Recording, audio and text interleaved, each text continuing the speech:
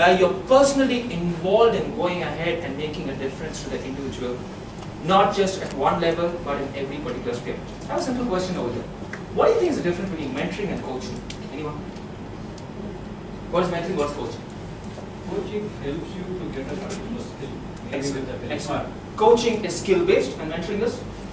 Mentoring is looking at your hidden potential and how things are beyond coaching. Excellent. You have a big round of applause. Coaching need not be a relationship. I just focus on a particular skill. We have a fielding coach, we have a bowling coach, we have a batting coach. So the coaches just go ahead and establish a particular skill and an individual.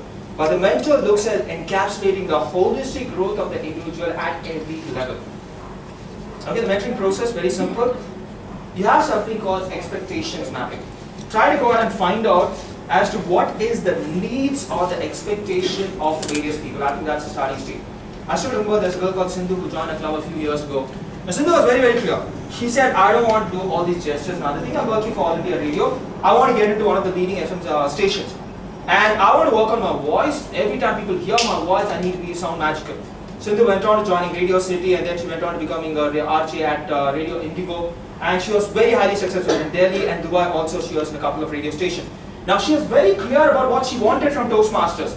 She said, I got to have a fluency for speaking. I need to have the capacity to thinking on my feet. I need to increase the speed of my speaking. And most importantly, I need to sound flawless. I need to get it right the very first time. So people have different needs. You need to understand the needs. I have a small video to go ahead and show what all these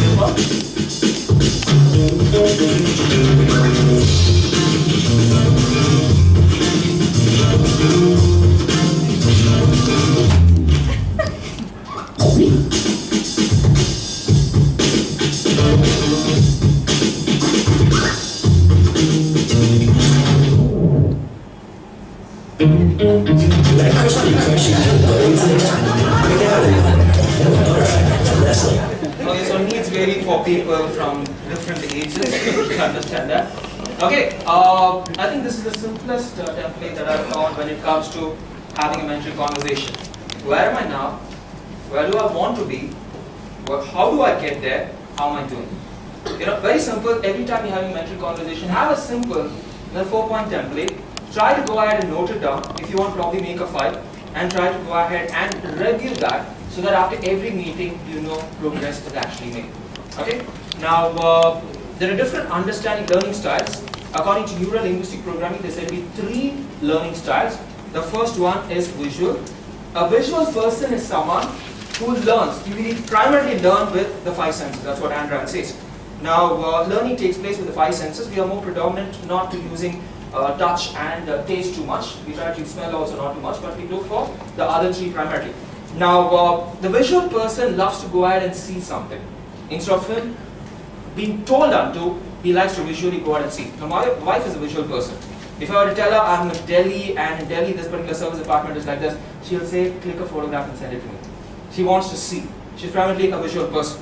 The second is an auditory person. An auditory person is more the sound oriented. Most auditory people, they like one-liners, they love the sound of their own voice. They are people who work with words. These are the auditory people. And the third is the kinesthetic. Kinesthetic people are feeling oriented. They like things which are far too emotional. They get embedded in things which are far more personal, and they are typically feeling oriented. Now there's a simple VAK ratio. I'll probably give my email ID so that those people interested.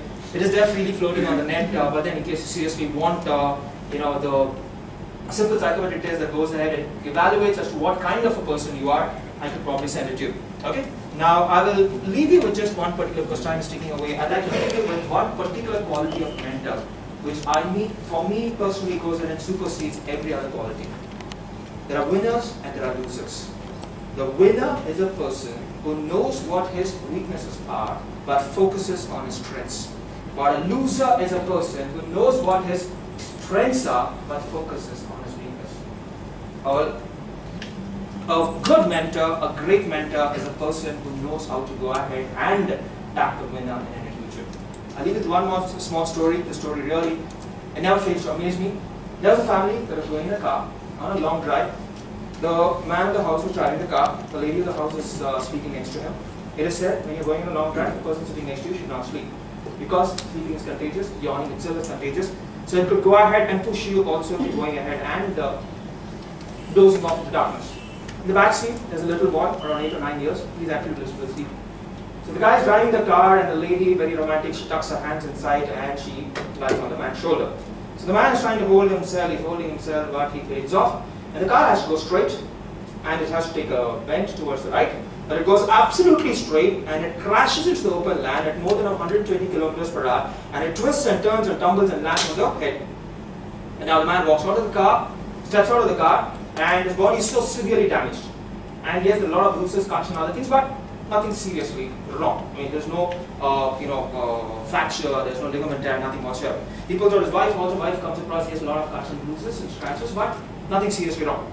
But the backseat of the car, see a little boy sitting over there. Usually little boys, even when there's nothing, they try to create such a ruckus and try to put the roof down. And here something of this magnitude has happened, and they're really scared, so he puts his mobile torch and he looks at the back seat, and he finds that there's blood all over. There's flesh strewn across the back seat. And the boy has got his eyes closed, and he's got a look of peace, serenity, and calm on his face. Now, the father's first apprehension, oh my God, my son is no more. And he pulls on the son, he runs to the highway, hitchhikes for a person to go ahead and take a truck driver, take him to the hospital. In the hospital, the doctors go ahead and try the level best. And in the morning, the chief doctor comes out and he says, I've got good news for you, I've got bad news for you. The good news is the boy is alive. He's now safer. You know, he's out of danger. But the bad news is his hand was so badly severed, and too much of blood is oozing out. And for the little boy, it could have costed his life. So we had to take an extreme measure, we had to amputate his arm. So you're going to have a one-arm boy for the rest of your life. The parents are happy, they say, okay fine, I think you've done your best, so they take him home. And the boy, as time goes by, comes to terms with this reality. And after a while, he's watching a movie. He's watching a Bruce Lee movie, back-to-back 3 Bruce Lee movies he's watching, and he falls in love with martial arts. He goes to his dad and says, Dad, I want to learn martial arts. And the father says, my son, you're a one-arm boy, who's going to take you? But he says, it's okay, come, let's go and check it out. He goes and checks out each and every single martial arts schools, and everyone rejected. Finally, one master takes him and he says, I'm going to take him under one condition. And the condition is this: you're not going to ask me any questions. The student says, why should I ask you questions? You're the master, I'm the student. If you're doing a good job, I'm never asking any questions. So the master goes there and teaches him the first step. Left leg forward, right leg forward, move behind. Left leg forward, right leg forward, move behind. That's a very simple. You know, so even a 9-year-old boy can go and master the step. And then after 2 days, he teaches him one step. He says, okay, just go ahead, put your right leg forward, bend it, your left leg is totally straight. Catch your opponent's right hand, twist it behind, lock it, and put him down on the ground. And the boy tries it. For him, balance is quite a problem. He tries it. Within 3 or 4 days, he masters a move. Time goes by, and the master tells him to just practice just one move. As time goes by, he finds that several other students are joining this particular school, and all the other students are taught several other moves. So he goes to the master and says, Master, all these students have joined after me, but you taught them several other moves. How is it that you're teaching me just one move? And the master said, remember your promise? No asking questions. Go back. The boy doesn't like it, and he's carrying on, and as time goes by, one fine day, the master comes back, and he tells to all the students, my dear students, I have an announcement to make. There's a championship of, I was about to say public speaking, the championship of martial arts that is being held, and every school is supposed to send one representative. And I've decided to send, points a finger at the one-arm boy. One-arm boy looks and says, who, me? Master says, no questions. But how can you send me? I told you no question. But master, you never taught me anything. Don't you think you made a mistake? I told you no asking questions. Go back home and practice. I said, practice what? Nothing, you idiot. And then he goes back. He tells his dad, Dad, Mom, pray for me. Only one thing can save me, and that is prayer. Please pray for me. And he goes to round number 1. The bell rings. He goes ahead, grabs the opponent's right hand, twists it behind, locks it, puts him down on the ground, and he wins. Round number 2, same result. Round number 3, same result. Round number 4, same result. When you're winning, you never question. So in Indian cricket. See, when you win, you paint your face, you say Jai Ho, Mera Bharat Maan, all that. When India loses, everybody has a word. And everybody has to say, yeah, Gambhir should be made the captain. And someone's been Kapil Dev should be got back. I love what Navjot Singh Sidhu said. Beautiful. He was asked this question, what's wrong with Indian cricket? He said, there are only 3 things wrong with Indian cricket team. Batting, bowling, fielding. Okay, so only one thing wrong. So the boy is not questioning. You're winning, you never question. Quarterfinals, bigger opponent, tougher opponent defeated him. Semi-finals, bigger opponent, tougher opponent defeats him. Finals, you have a 6'3", broad shoulders, defending champion, standing in front of him. Our man looks at him, the confidence is totally melted. And by the time the bell rings, the defending champion starts punching him left, right, center. His jaw is almost wobbling, and then he starts kicking the ribcage. On one case, he hits him so hard, he almost flies out of the ring and falls on the other side. But unfortunately for him, there's a rope that holds him, and he falls flat.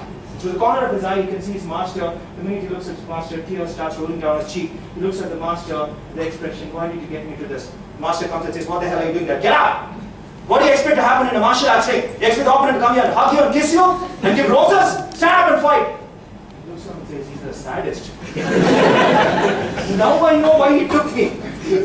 He wanted to see little boys like me going ahead and bludgeon. And the master said, "Go ahead, do what I told you to do." What did you tell me to do?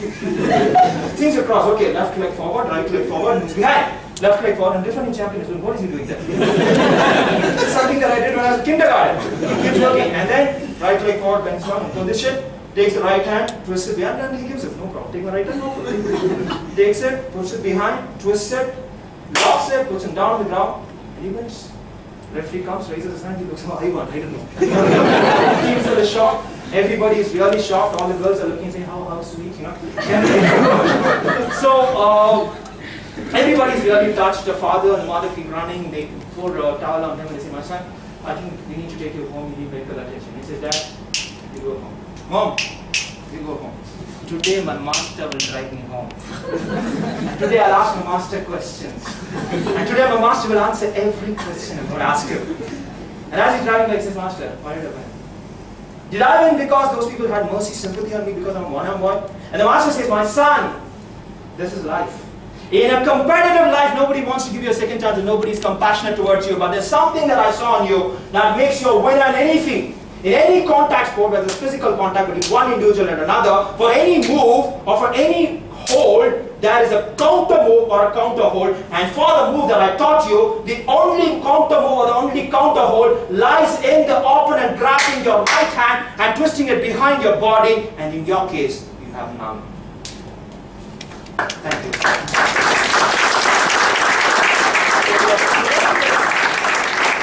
Weaknesses can become your greatest strengths if you have a mentor who knows where to focus upon. Okay, the floor is open for any questions. I have another 2 minutes. 3 minutes, thank you. 7 minutes for questions, thank you. Any questions?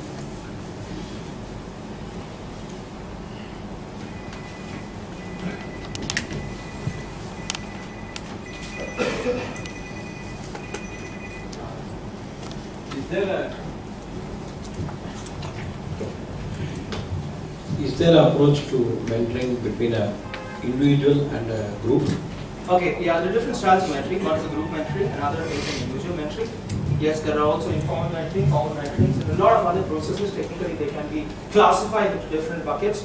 Now, group mentoring, yes, it is quite possible. Right now, we have something called the panel mentoring also. So I guess it depends on the individual. So you're talking about, say, probably a person preparing for an international speech contest. Most of the times, I think the district preference for panel mentoring.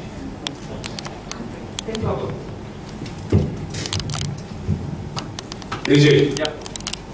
what do you do when you see your mentee is a clone of yours? Okay, two ways of reacting to it. Number one is you can either be proud of him if he's doing a good job, he's doing a bad job, you know what you feel. But the question is very simple. Day number one, please try to establish the fact that the person deserves an identity. If a person were to say he is a second Venkat in the making, it's better to be the first XYZ. Reinforce to that particular individual. There is a part of the mentor's personality that does rub off. It is inevitable.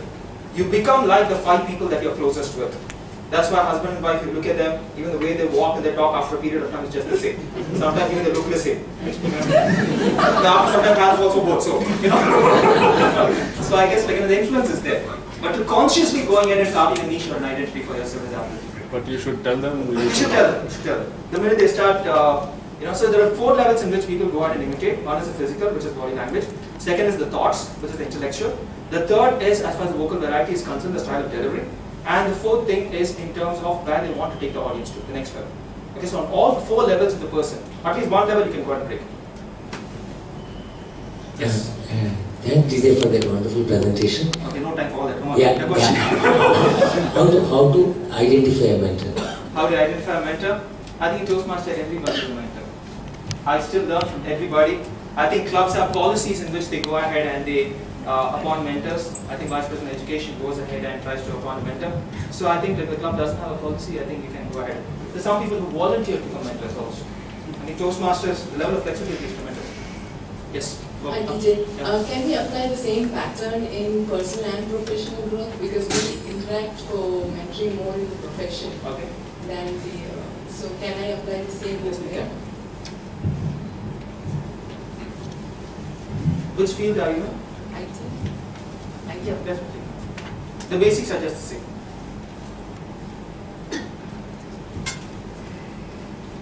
Last row, they've been very silent. How is the weather there? He's still alive. Weather is pretty cool, Oh, thank you. as cool as it is. Oh, thank you. Yeah. I feel that I have found a person who could mentor me well, so how do I ask him or her to? Say an example, how do I convince the person? Okay, just want to ask the person. I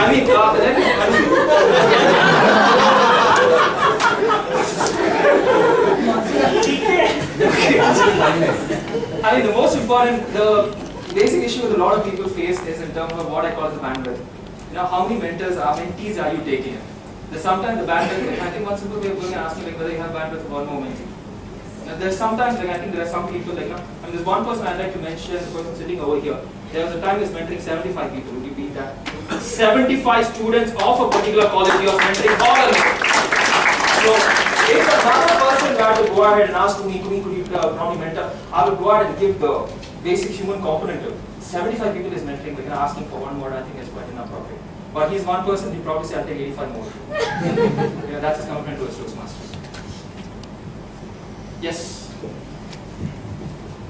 I would like to ask, see, I'm a mentor, but I wouldn't see, I'm really a good job I'm doing it. So how do I be to that confidence? Or there would be some negatives I know that about me.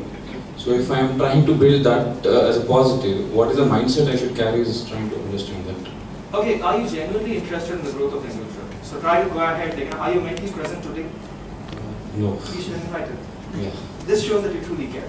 When you go out and say, I'm going over there, why don't you come along with me so that you can learn about the art of speaking on your thinking and speaking on your feet, and you have the art of going ahead and giving speeches for the international speech.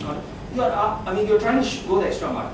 You know, if you try to get some material that you believe is relevant for that particular individual, try to go ahead and forward it to the individual. Any site that you found is pretty good, just go ahead and forward. So when you take that extra step or the extra mile for that particular individual, the individual is obligated to go and pressing on further with his or her assignments. Right? There's no such thing as good or bad mentors. Yes, there are some people deliberate tormentors, but if you have the intention right, in your case, I see the intention and your passion is compelling. You know, when your intention is quite right, I feel that you never go wrong. Thanks. Yes. What to do if you are stuck in a compulsive tormenting relationship? For example, your manager or supervisor. What to do? How to dodge out of it? That's why I had the next line. It said, go for multiple mentors. Go for a second mentor. Try to go ahead and check out the things. In your case of your company, I think there's nothing like talking to your boss. The greatest line that I learned in the corporate world is this: a bad boss is a great opportunity. There's the greatest piece of insight I ever learned. I worked under one particular boss who was a tormentor to the core. His favorite line was, "Are you trying to teach me?" Any sentence, he said, "How irritating can that be?" He said, "Boss, I've got a lovely idea, but are you trying to teach me?" All the enthusiasm so determined, washed up. You know, when I left the company, there's something called exit interview, and there I told him. He asked me, "Are you trying to teach me?" I said, "Yes." And they came out and they lifted me. When we won the World Cup, they lifted me. DJ, you actually said that. You know, and they're all longing for quitting the company. So there's some people. But the greatest lesson I learned from this, the greatest lesson is this: a bad boss probably has a benchmark which is probably higher than what you have for yourself. Yeah, this is something which the same boss actually told me. When I was doing the company, he said, the problem for me is I belong to two educational institutions which went ahead and squeezed me for my time and energy. So when I came to this particular industry, I had to work so hard. Compromise on excellence was not, there was no compromise when it comes to excellence. There are a few things. The standard that he said was very, very high. So probably when you try to understand, and I was one of the very few people who actually understood it. So a bad boss is not a bad boss for you, it's a bad boss for everyone. So if you try to understand it, everyone is good boss. Yes. And Toastmasters will teach you how to go ahead and establish good relationships. Yes, yeah, hi. How do you identify a mentor in you? Means, if it is an emerging club, if your club is an emerging club, how do you identify a mentor? Like, how can you use this art of mentoring? Okay, fantastic. I'll probably say, this is something that I can learn from Toastmasters. There's one of the individuals that I know who goes in and documents every experience that he had. I finish my project in my experience. I just go ahead and keep it as a journal, as a particular small article. It could be something very personal. And if I were to go, because probably after 5 years I may not remember exactly how I felt. I remember exactly what the compliment that I got. I just go ahead and put everything. And I can share with the individuals. And every project day, if you're willing to go that extra mile, there's a project day given by him, by her, and by a lot of other people. Every project day, try to consolidate it. Your learning should be so supreme that the person immediately goes ahead and gets drawn towards you. Yeah. DJ, there's always a likelihood out of respect or otherwise that the mentor itself becomes a crutch sometimes. For every single thing you need that acknowledgement, or you keep falling back on your mentor. There are instances when they keep writing to you and then they want that appraisal from the mentor all the time. So in your experience, how would you just maintain that fine balance where for every single thing someone doesn't have the tendency to lean on to, in a positive way, looking up at someone. Okay. But having to need somebody's acknowledgement for everything. Okay. Isn't it a natural tendency to do that? This is something that I personally have done. I tell my mentees very clearly, the day you don't need me, I have finished my job. If you still keep needing me, I'll be incomplete in my job. So the day they come and they say, like, DJ, I prepared my speech. I've gone ahead and given this particular speech without your assistance, without your support. That day I believe that my job as a mentor is complete. I've gone ahead and simple case of teaching a person to fish and to give him a fish. So you've gone to the next level. I do understand there's a human capacity of going ahead and leaning on to the acknowledgement of the individual. Going ahead and you're chased and then the mentee gets annoyed that you're not looking back. That's a torment. Okay, last question. We are at the end of the time. Okay, I'll just leave you with one particular last thought. Right? I've spoken so much about mentoring and mentors and tormentors. But I think there's something called a mentee's responsibility also. A lot of times, a mentee calls up a mentor at the night before his speech and says, tomorrow morning I've got a speech, why don't you mentor? Here's the last bit of advice that I'd like to give to each and every single person. If you have a mentor, respect the time of the individual. Nobody is obligated to going ahead and sharing all the distilled wisdom that they have. The greatest thing of a mentor is this, he or she is freely willing to go ahead and share whatever knowledge, experience, expertise and skills that they have. The minute you respect that, you have a relationship that is quite awesome. You've been a wonderful audience, thank you very much.